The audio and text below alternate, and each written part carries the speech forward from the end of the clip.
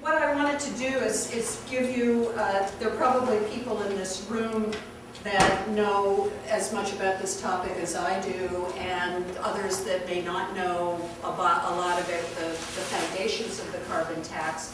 What I want to do is two things.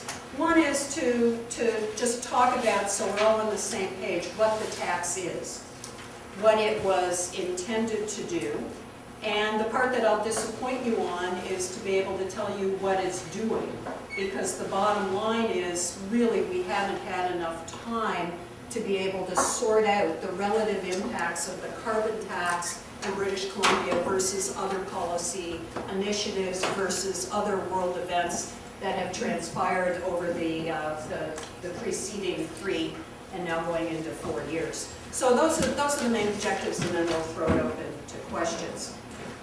I want to start with what the underlying objective of the carbon tax is, because it kind of gets muddled at times and certainly when it became politicized, it got muddled. The real goal of the carbon tax is simply to get a price on a commodity that was not priced before. The use of the natural environment as a waste depository has been under or not priced in this country for forever, basically.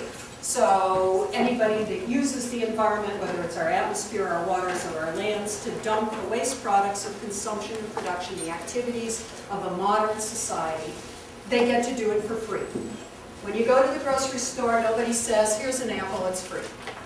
When you go and try to get an education, nobody says, it's free. No, we cost. You have to pay for it. So the whole principle behind this is to get a price on something that people have gotten for free.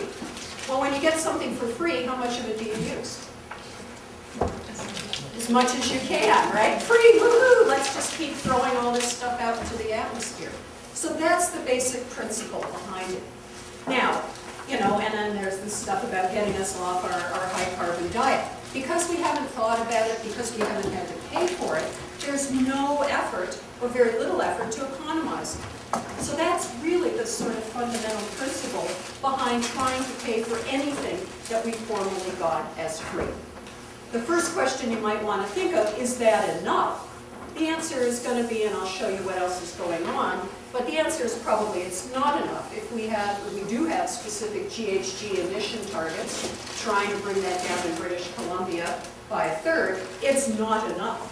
But is it an essential component of a greenhouse gas policy? I would argue yes, because without that pricing, we lose the incentive to treat something that's a scarce resource. Our natural environment's a scarce resource and getting scarcer by the day. And if we don't treat it as something that we value by putting it into the way we value other activities, we're going to end up overusing it. The other point I want to make down here is whatever else we're doing, as I said, I'm telling you the other things we're doing. I mean, we're trying to get people to invest in alternative technologies. If you price the thing that they're getting for free, it increases that return on your investment in the activities that you're trying to promote as well. So if you've got that extra nudge through pricing, you've got a greater return. If I'm going to invest in alternative technology that reduces my GHG emissions, the return to me on doing that will be higher if my alternative is spewing it out into the atmosphere. So that's part of the rationale for it. The second part is to say, we've already got implicit carbon taxes in this country. We have taxes on some of the fuels that produce GHGs. We tax gasoline. We tax coal. No taxes on coal. Coal produces way more GHGs than does gasoline. Natural gas, some taxes on that at the end point in the wholesale and the final consumption of it. We don't tax the emissions of it. Natural gas has way fewer GHGs per unit of energy than does coal, than does oil. So what we've got is an asymmetry in the prices of individual energy products, some of which are way cheaper in terms of their energy potential because they don't face any of this leveling. So the other rationale for putting a tax on is to treat all of those fuels comparably with respect to their greenhouse gas intensity. they all have different costs of production and different uses and everything else.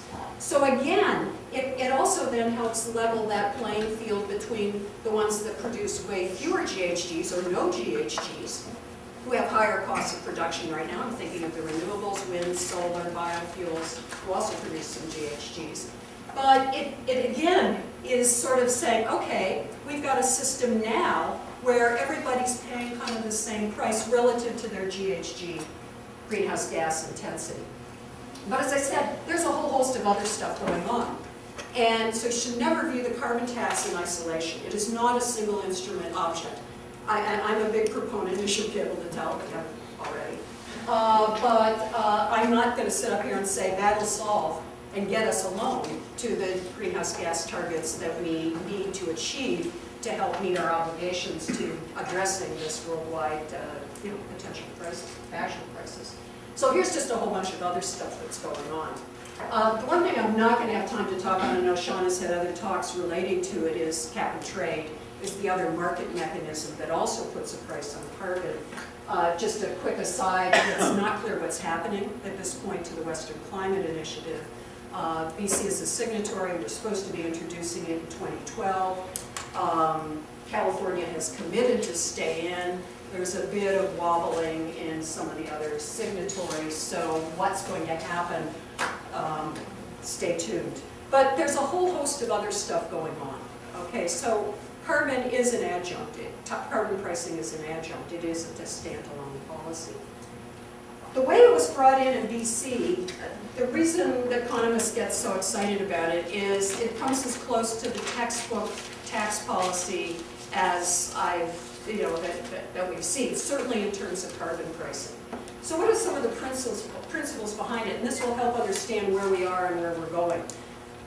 If you're introducing pricing of something that's never been priced before, you have a choice, you the government. You can bring it in at a level that you know you're going to get big impacts. But trading off against that is the impact on the people that were previously not taxed, whether they're households or industries or other forms of business. So tax policy usually says, it's better to sort of phase things in. You don't hit the system with a big shock. You give people time to adjust, and particularly when we're talking about big investments, infrastructure changes, it allows them to plan their investment cycle in terms of, looking at when in the future we're going to bring things in. Across the country, this is a sad thing to say given what's going on in Japan, looking at our infrastructure to generate electricity, it's old and ancient. If you look at our power plants, look at our dams in British Columbia, old and ancient. Look at coal-fired power plants across the rest of the country, Alberta, Saskatchewan, Ontario, old and ancient. This is good from the viewpoint of changing policy, because we've got these bits of equipment that are ripe for change. So if you bring in the policy at the right time, you're going to have way less cost of adjustment, way less compliance costs, because they're looking for how to replace their technology.